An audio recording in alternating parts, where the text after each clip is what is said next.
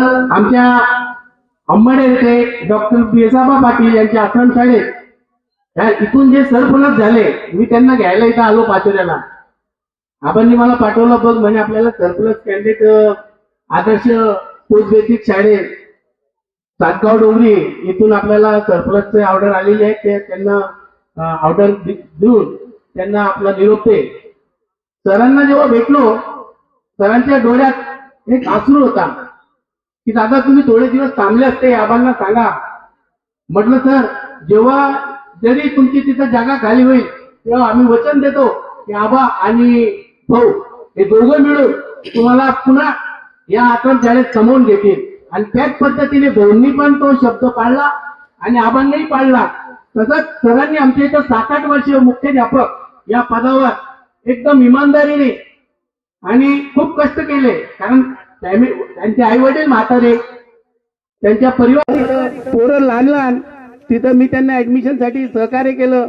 पण बिचारे इथून तिथं अपडाऊन करून शेती, आई वडील सगळ्यांवर लक्ष द्यायचे. खूप मेहनती माणूस, पत्रकारितामध्ये खूप कुशल, असं लेखणी. आपण म्हणतो ना, मूर्ती लहान पण कीर्ती महान. मधुआबा या व्यक्तीने मला 7 वर्षात एकदम मित्र म्हणून असं सांभाळलं आणि आम्ही त्यांना सांभाळलं. सरांच्या अनेक असे कार्य आहेत, त्या कार्यात आम्ही जवळून बघितलं त्यांच्या कार्य. सर एक मितभाषी, सुसंस्कृत आणि विद्यार्थ्यांना कसं शिकवायचं, अंगावर कसं घ्यायचं, शिकवण्याची पद्धत एकदम उत्कृष्ट पद्धतीची होती. एक उत्कृष्ट शिक्षक म्हणून ते मला, मी तरी त्यांना उत्कृष्ट शिक्षक, आदर्श शिक्षक म्हणून मानतो. सरांच्या या सर्व अनेक वक्त्यांनी त्यांच्या कार्याबद्दल आणि त्यांच्या परिवार या सर्वांबद्दल आपले विचार व्यक्त केले.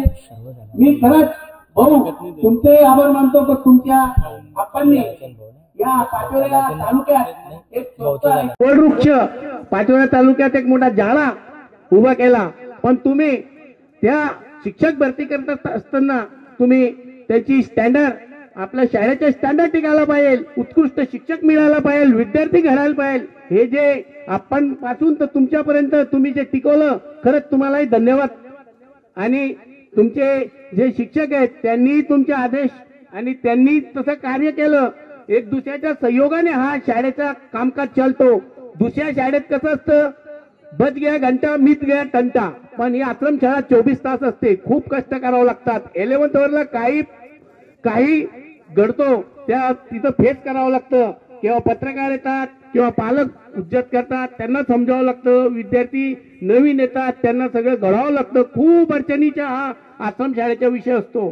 सर्व शिक्षकांनी तो हाताळायचा असतो. त्याला कॅप्टन चांगलं पाहिजे, म्हणजे मुख्याध्यापक आणि अधीक्षक हे 2 व्यक्ती जर चांगले मिळाले तर भाऊ संस्था एकदम उत्कृष्ट पद्धतीने चालते, नावलौकिक होते, शाळेचं नाव पुढे जातो, विद्यार्थी घडतात. मला थोडक्यात बोलायची संधी दिली त्याबद्दल मी आभार मानतो. सरांच्या बाबतीत खूप बोलायचं होतं, पण वेळाभावी आणि मोठे व्यक्ती इथं बसलेले आहेत, त्यांच्या मान ठेवून किंवा थोड्याशा त्यांचं आता भाषण होणार आहे त्या अगोदर मी सरांना आमच्या अंमळनेर आश्रमशाळेचे चेअरमन आदरणीय डॉक्टर BS पाटील, माजी आमदार अंमळनेर व आमचे सचिव प्रदीप दादा बनाने आणि शिक्षक शिक्षकेतर संघटना, स्वाभिमानी संघटना यांच्या वतीने आणि माझ्या स्वतःच्या परिवाराच्या वतीने, आमच्या शिक्षक शिक्षकेतर स्टाफच्या वतीने मी सरांना शुभेच्छा देतो. त्यांच्या पुढच्या आयुष्य भरभराटीच्या जाओ, त्यांना आरोग्य चांगला लाभो, त्यांच्याकडून चांगलं कार्य घडो. आणि मधुभाऊंनी जसं सांगितलं की राजकारणात ते पलायन करतील, त्यांच्या हातून चांगलंच काम होईल ही शुभेच्छा देतो आणि इथं थांबतो. जय हिंद, जय महाराष्ट्र.